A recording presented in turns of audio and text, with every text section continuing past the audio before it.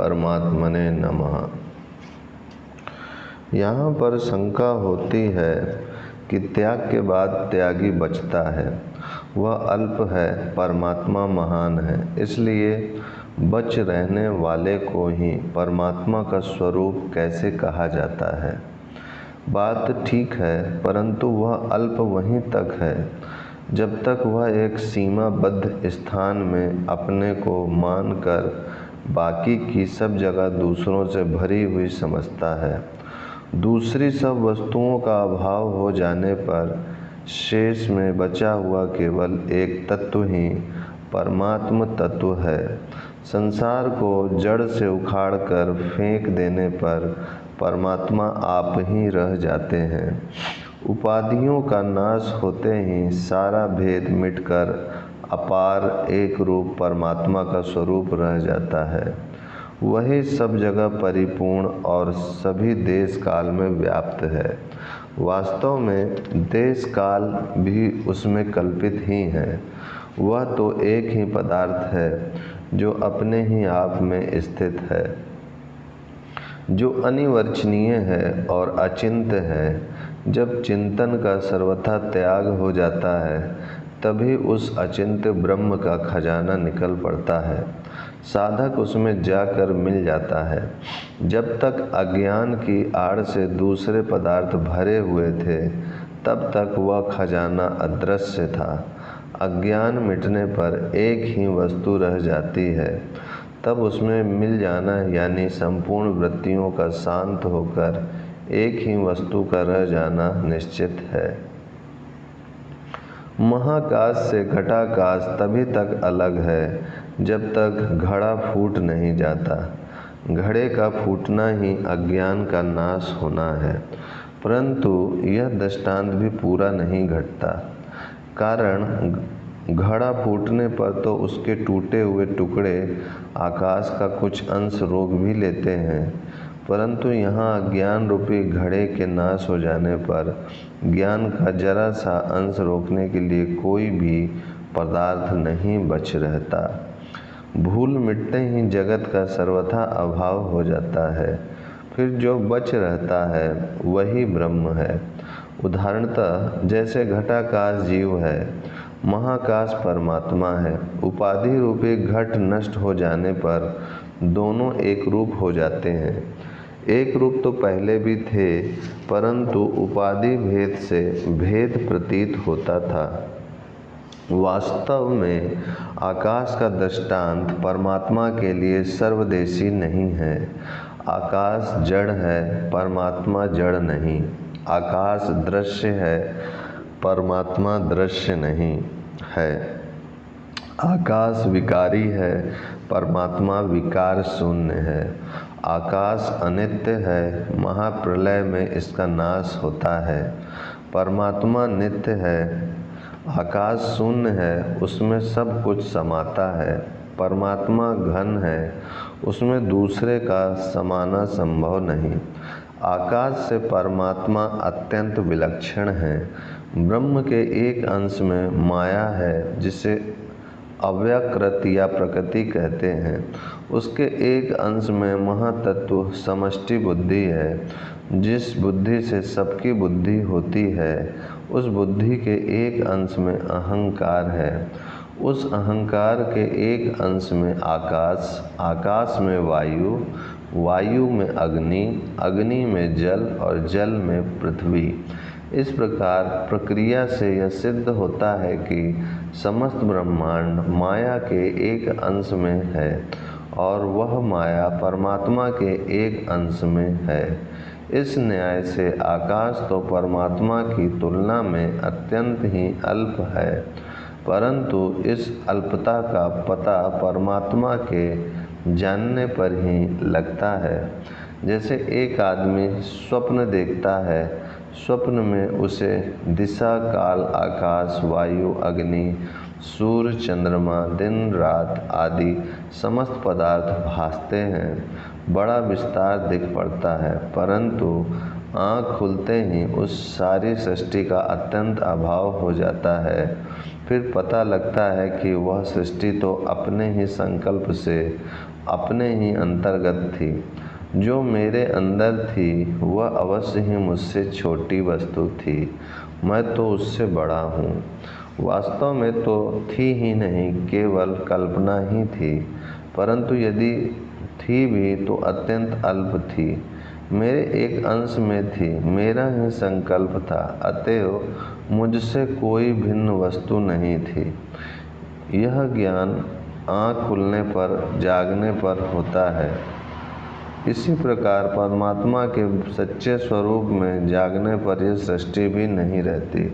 यदि कहीं रहती है ऐसा माने तो वह महापुरुषों के कथन अनुसार परमात्मा के एक जरा से अंश में और उसी के संकल्प मात्र में रहती है।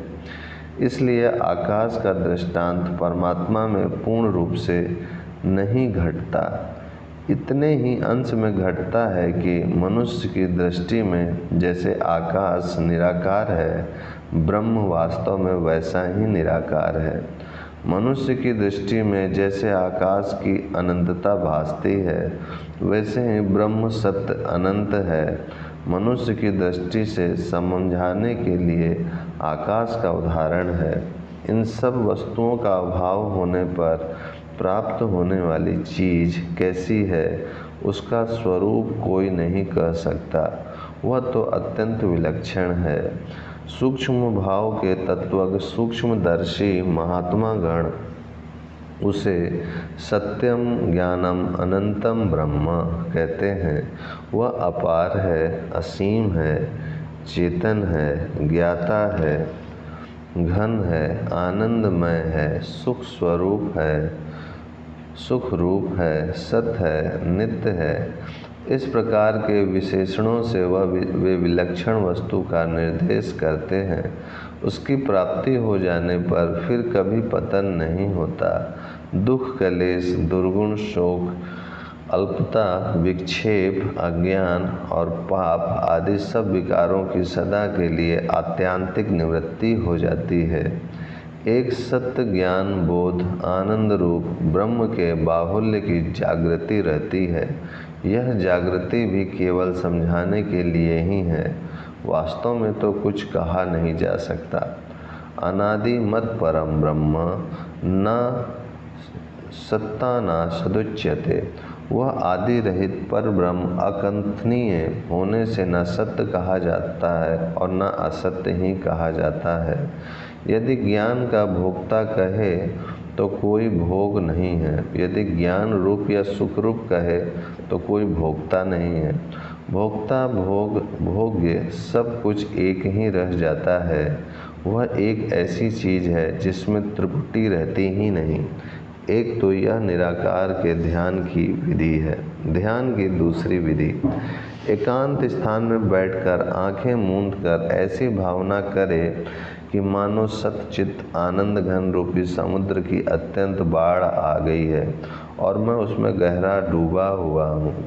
अनंत विज्ञानानंद घन समुद्र में निमग्न हूँ।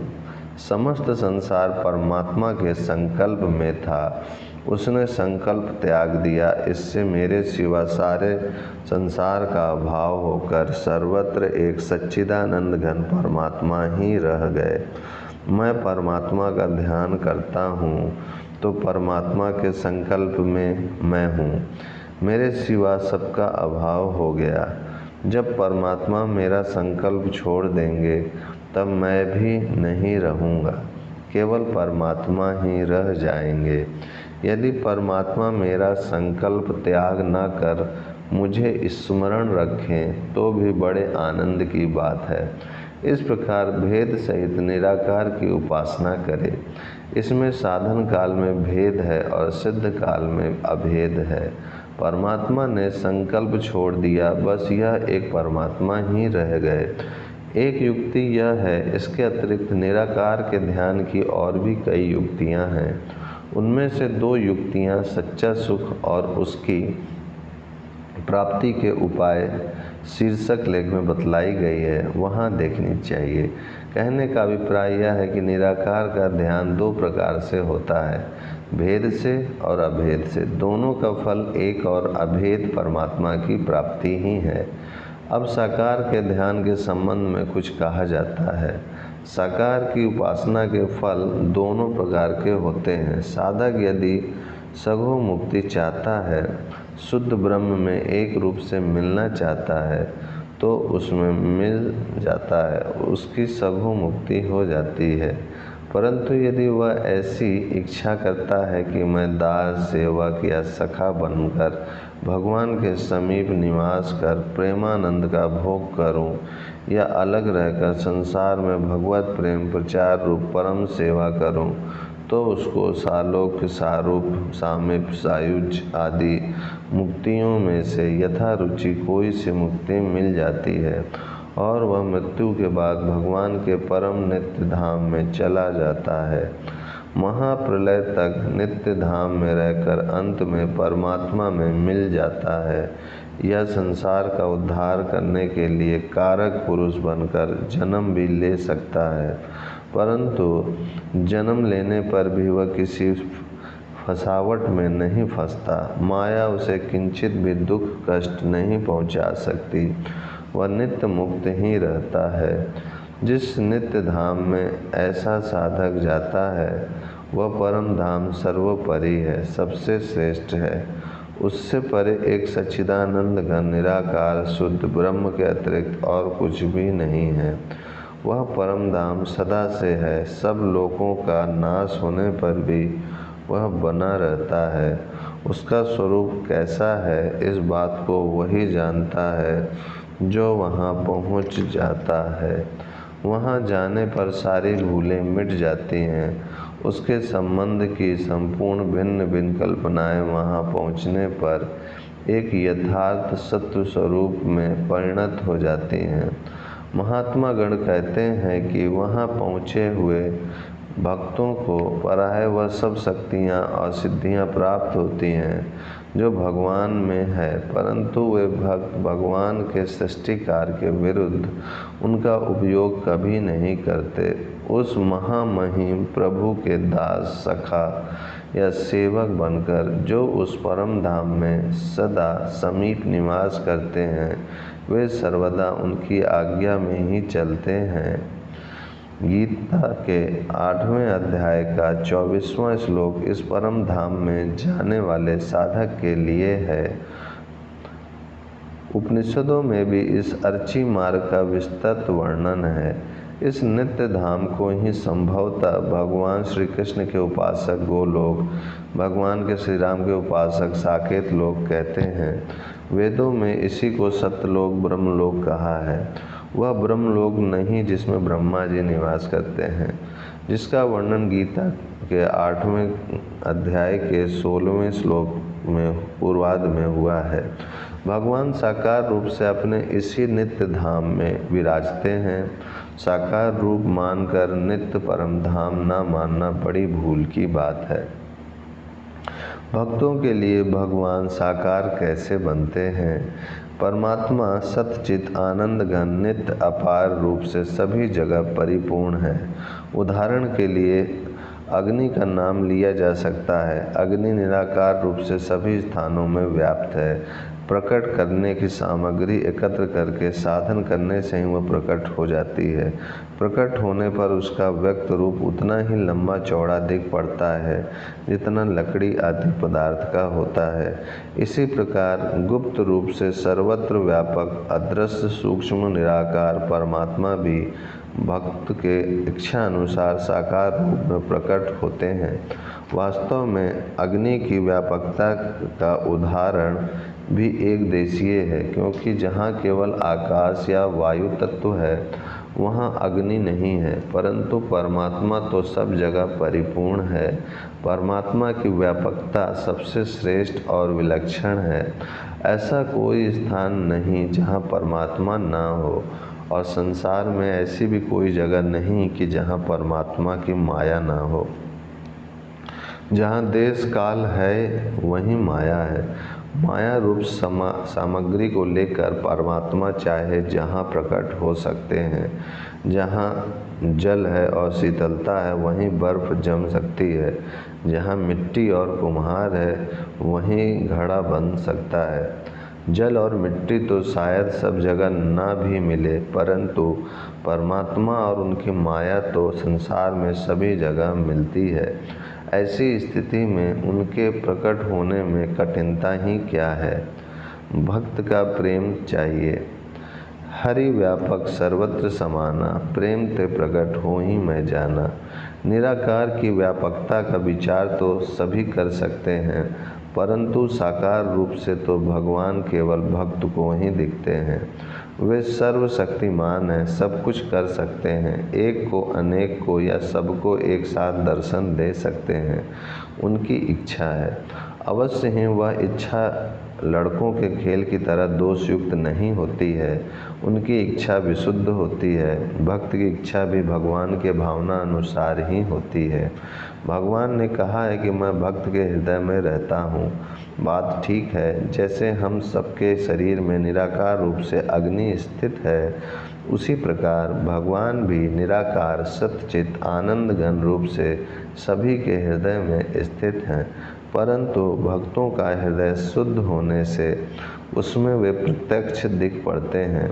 यही भक्त हृदय की विशेषता है। सूर्य का प्रतिबिंब काठ, पत्थर और दर्पण पर समान ही पड़ता है, परंतु स्वच्छ दर्पण में तो वह दिखता है, काठ पत्थर में नहीं दिखता। इसी प्रकार भगवान सबके हृदय में रहने पर भी अभक्तों के काष्ठ सदृश अशुद्ध समुद्र हृदय में दिखलाई नहीं देते और भक्तों के स्वच्छ दर्पण सदृश शुद्ध हृदय में प्रत्यक्ष दिख पड़ते हैं।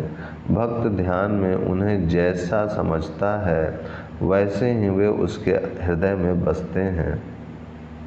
महात्मा लोग कहा करते हैं कि जहाँ कीर्तन होता है वहाँ भगवान स्वयं साकार रूप से उपस्थित रहते हैं।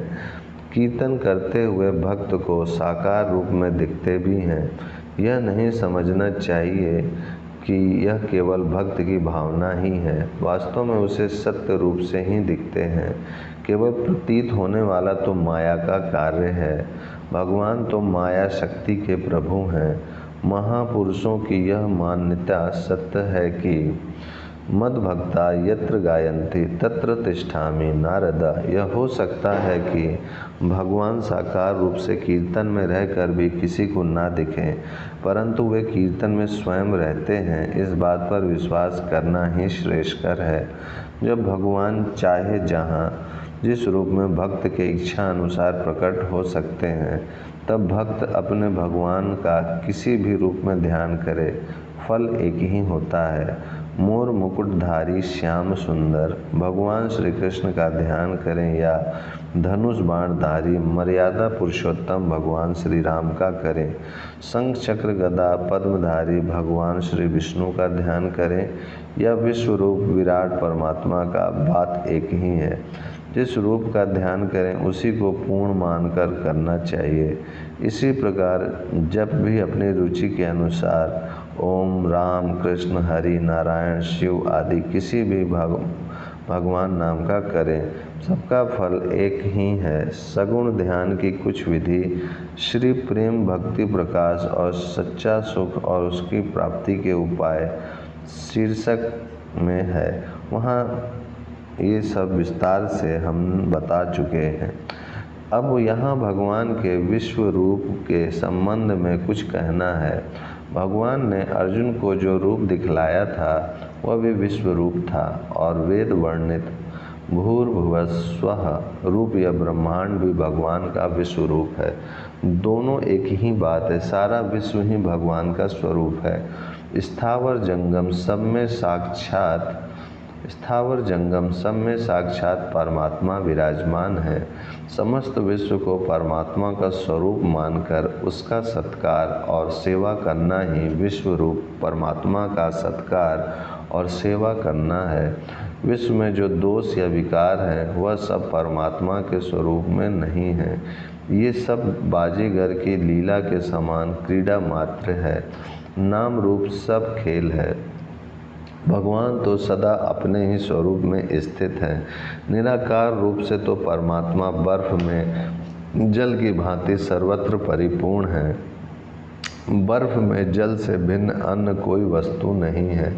जल की जगह बर्फ का पिंड दिखता है, वास्तव में कुछ है नहीं। इसी प्रकार उस शुद्ध ब्रह्म में यह संसार दिखता है, वस्तुतः है नहीं। परमात्मा सगुण रूप से अग्नि की तरह अव्यक्त होकर व्यापक है, सो चाहे जब साकार रूप में प्रकट हो सकता है। यही बात ऊपर कही गई है। इसी व्यापक परमात्मा को विष्णु कहते हैं। विष्णु शब्द का अर्थ ही व्यापक होता है। भगवान गुणातीत हैं, बुरे भले सभी गुणों से युक्त हैं और केवल सद्गुण संपन्न हैं। भगवान में कोई भी गुण नहीं, वे गुणातीत हैं। बुरे भले सभी गुण उनमें हैं और उनमें केवल सद्गुण है, दुर्गुण है ही नहीं। ये तीनों ही बातें भगवान के लिए कही जा सकती हैं। इस विषय को कुछ समझना चाहिए। शुद्ध ब्रह्म निराकार चेतन विज्ञानंद घन सर्वव्यापी परमात्मा का वास्तविक रूप संपूर्ण गुणों से सर्वथा अतीत है। जगत के सारे गुण अवगुण सत, रज और तम से बनते हैं। सत, रज, तम तीनों गुण माया के अंतर्गत हैं। इसी से इसका नाम त्रिगुणमयी माया है। इनमें सत्व उत्तम है, रज मध्यम है और तम अधम है।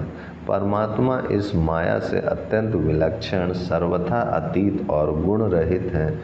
इसी से उसका नाम शुद्ध है, अतएव वह गुणातीत है। ओम शांति शांति शांति।